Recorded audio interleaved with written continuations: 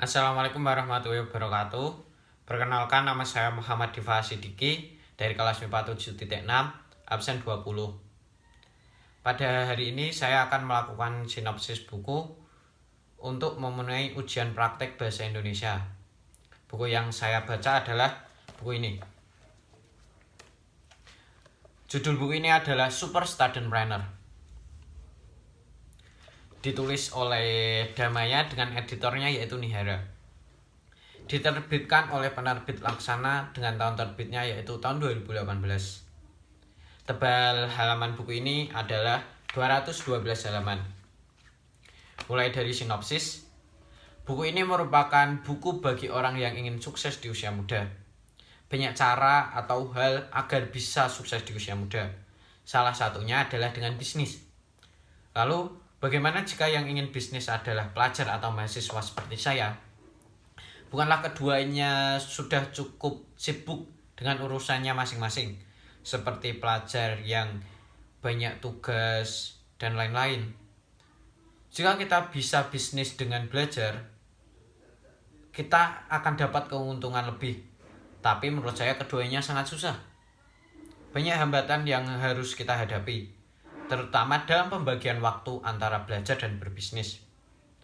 Dengan ini, kita harus pintar dan bijak dalam memilih bisnis apa yang cocok untuk kita jalankan. Dengan masalah tersebut, buku ini tentu adalah solusinya. Karena buku ini menyajikan setidaknya 30 ide bisnis dari 6 bidang yang cocok dijalankan oleh pelajar dan mahasiswa.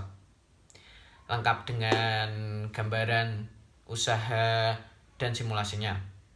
Terlebih lagi di buku ini terdapat berbagai kisah inspiratif yang bisa kita gunakan sebagai contoh atau teladan untuk menjalankan bisnis sambil belajar. Dengan ini, jika contoh-contoh tersebut bisa, seharusnya kita pun juga bisa. Jangan buang-buang masa muda kita untuk hal-hal yang tidak produktif.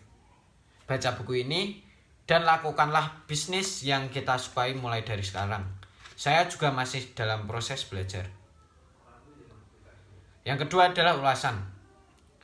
Buku ini sangat cocok bagi pelajar atau mahasiswa yang ingin memulai bisnis tanpa mengganggu waktu sekolah maupun kuliah. Selain memberi ide akan hal bisnis, buku ini terdapat beberapa kisah inspiratif agar pembaca tertarik untuk menjadi seorang pembisnis atau entrepreneur.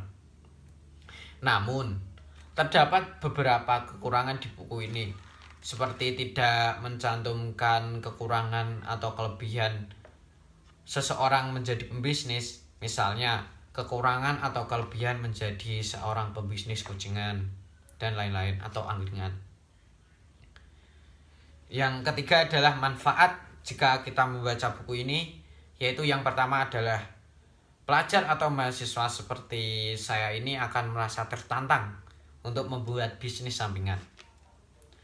Yang kedua adalah menambah wawasan pembaca seperti saya ini akan pengalaman berbisnis pada usia muda. Yang ketiga yaitu pelajar yang membaca buku ini akan paham tentang bagaimana sih cara membagi waktu antara belajar dan berbisnis. Dan yang terakhir adalah pada buku ini kita diajarkan untuk berbisnis di usia muda dan diajarkan untuk jangan takut gagal. Karena dengan usia kita yang masih muda, kita masih banyak memiliki waktu untuk belajar berbisnis dan memperbaiki masalah. Selain itu, jika kita bisa berbisnis di usia muda, otomatis kita memiliki pendapatan dan bisa kita gunakan sebagai contoh uang saku tambahan untuk membayar SPP dan lain-lain. Otomatis dengan hal ini kita juga bisa meringankan beban orang tua kita. The last I say, produktiflah di usia muda. Cukup sekian presentasi sinopsis dari saya. Apabila saya memiliki salah kata maupun salah ucap, saya mohon maaf sebesar-besarnya. Wassalamualaikum warahmatullahi wabarakatuh.